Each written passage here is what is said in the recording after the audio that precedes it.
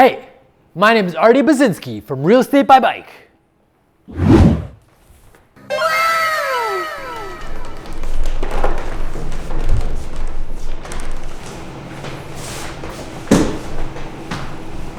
This week again, I did deep analysis of Toronto's East End real estate market. I took weekly data points from 5 weeks before the Ontario shutdown to 5 weeks after the Ontario shutdown and found some very interesting real estate trends that you don't want to miss. So stay tuned, because these charts are off the hook. Wow, charts. This is a pie chart describing my favorite bars. This is a bar graph describing my favorite pies. While I get prepared, please hit the subscribe and notification button down below.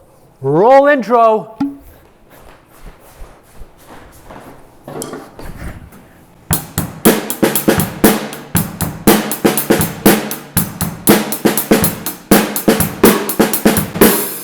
I've spent hours performing in-depth, painstaking research. Actually, I'm the one that did the research. Oh, hi, Smarty. I didn't know you were going to be here. I retrieved this data from the MLS using the specific coordinates to pinpoint the Toronto East End real estate market. I then took the weekly data 5 weeks before shutdown and 5 weeks after, transferred it to Excel, and consolidated the information into these graphs so Artie can just read all of my hard work into the teleprompter and take credit for all of my hard work. But not. Okay, let's just start with days on market. This is how many days a house was on the market before it sold. No shit, Sherlock! Whoa! So we can see here there's been a big rise in the number of days a house has been on the market over the last few weeks. Clearly this means the market's crashing and no one's buying houses. Actually, Artie, from this graph alone, I wouldn't suggest that it's the market's crashing. I did a few others. Let's take a look at those. New listings to sales ratio. The theory behind this data is the higher the ratio, the more of a seller's market it is. The lower the ratio, the more of a buyer's market it is.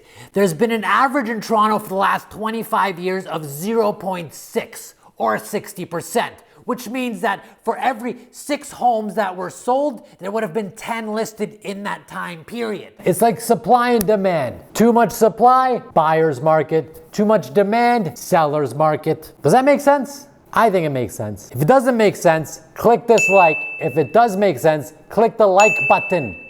Here we can see in the first week of our data, 36 homes were sold, while 41 were listed in that time period, which means it's a 0.9 ratio or 90%, which means that's almost 1 home listed for every buyer, which is very high, quite a seller's market. However, over the next few weeks, you can see a drastic decline. In the last week here, there were 46 homes listed, but only 19 homes sold. That is a ratio of 0.4 or 40%. So wait, you're saying there's a shift towards a buyer's market? Yes, yeah, it's happening. I see a trend definitely going towards a buyer's market right now, yes. Kiki, it's happening. It's happening. Oh my God! Okay, it's happening. Everybody stay calm. What's the procedure, everyone? What's the procedure? Stay calm. Sold versus list price average. At this point in the video, a lot of you are probably wondering what's going on with the actual value of homes. If that's you, put in dollar signs in the comments below. Leading up to the shutdown, homes were selling for an average of $1.2 million. And then kablamo! Well, to tell you the truth, the small sample set we used can be a bit misleading because we're averaging about 25 homes in the last few weeks, and a big mansion or a small dinky condo can really sway the numbers quite a lot. Notice the graph looks like a roller coaster? Instead, I prefer to look at the sold to list price percentage. This graph is a percentage of asking price a home sold for. This gives you an idea of how badly people want to buy a house and how much they're willing to spend over asking. While this graph seems to be going down quite a bit, from 16% above asking price down to just about asking price. Correct, Artie. This downward projection seems like it is definitely a buyer's market. This is what this video has been all about, a buyer's market.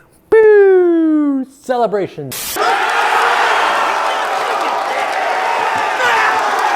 What do you predict the future holds, Smarty? Well, with interest rates dropping and asking prices going down a bit, I would definitely suggest it's a good time to buy a home in the near future. But depends on how long we'll be in this lockdown.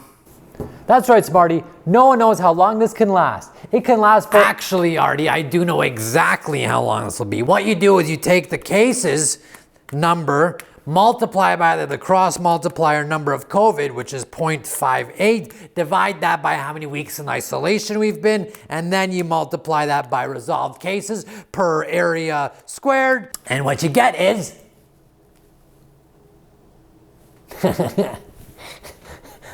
Oh, jeez.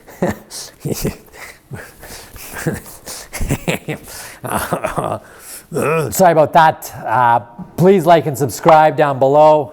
Let me know if I should keep Smarty on the show. Comment down below. All these graphs will be available on my website, realestatebybike.com, so you can peruse through them. There'll be a link in the description below as well. Signing off for this week, my name's Artie, from all the way from Etobicoke, all the way to Scarborough, here in Toronto. Bye-bye. Dinner time.